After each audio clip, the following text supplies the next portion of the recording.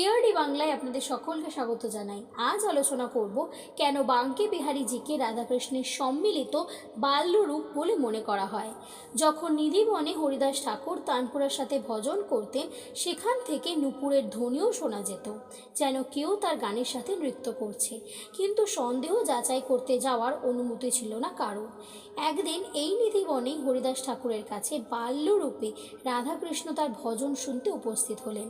দুজনেই গানের সাথে নৃত্য করতে লাগলেন। তারা হরিদাস ঠাকুরকে বলেন, আমরা তোমার কাছেই থাকবো, প্রতিদিন সেবা গ্রহণ করব ও তোমার গানে নৃত্য করব। হরিদাস ঠাকুর একটু চিন্তিত হয়ে বলেন, প্রভু, আপনি তো আমার বস্ত্রও পরিধান করতে পারবেন, কিন্তু রাধারানী তার শৃঙ্গার আমি কী করে করব? তখনই রাধাকৃষ্ণ এক রূপ ধারণ করলেন, যার নাম হরিদাস ঠাকুর দিলেন বাঙ্কে বিহারী।